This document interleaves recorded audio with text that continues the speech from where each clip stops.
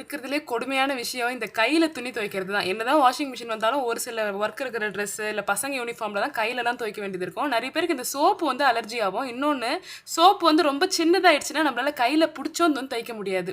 So அதுக்கு தான் பார்த்தீங்கன்னா இந்த ஒரு ப்ராடக்ட் வாங்கியிருந்தேன்.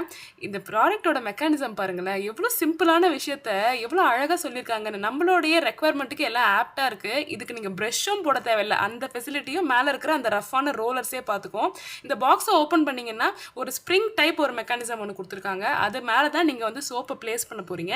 ஸோ சோப்பு எவ்வளோ சின்னதாக இருந்தாலும் எவ்வளோ பெருசாக இருந்தாலும் அந்த ஸ்ப்ரிங் இருக்கிறதுனால ஈஸியாக அந்த ரோலர் கிட்ட வந்து அந்த சோப்பு இடிப்படும். இது எப்படி ஒர்க் ஆகுதுன்றது நான் உங்களுக்கு லைவாகவே உங்களுக்கு நான் வந்து காமிக்கிறேன். ஸோ இதுக்குள்ளே பார்த்தீங்கன்னா சோப்பு அழகாக செட் பண்ணிவிடுங்க. மேலே வந்து இந்த ரோலர் வந்து பாக்ஸ் மாதிரி இருக்கும். இதில் நீங்கள் யோசிக்கலாம், இதில் நம்ம தண்ணி ஏதாவது சிந்துச்சு அப்படின்னா இதில் தண்ணி தேங்கி சோப்புலாம் கரைஞ்சிருமே. தண்ணி ட்ரெயின் ஆகிறதுக்கும் அவங்களே ப்ரொவிஷன் கொடுத்துருக்காங்க. ஒன்ஸ் நீங்கள் சோப்பு உள்ளே போட்டு லாக் பண்ணிட்டீங்கன்னா அந்த சோப்புக்கும் உங்கள் ஸ்கின்னுக்கும் எந்த ஒரு கனெக்ஷனும் இருக்காது. So no skin irritation.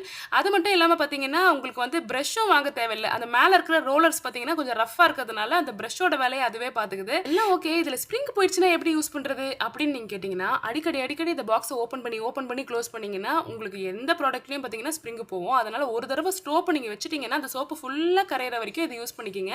Next time அது ஓப்பன் பண்ணிங்கன்னா அவ்வளோ சூப்பரான ப்ராடக்டோட ரேட் பார்த்தீங்கன்னா வெறும் 80லேருந்து 90 ருபீஸ் வரைக்கும் தான். இதோட லிங்க் பார்த்தீங்கன்னா வியூ ப்ராடக்ட்ஸில் கொடுக்குறேன். சேனல் நேமுக்கு மேலே இருக்கும், இல்லைன்னா சம்டைம்ஸ் லைக் பட்டனுக்கு மேலேயும் இருக்கும். செக் பண்ணி பாருங்கள். பை.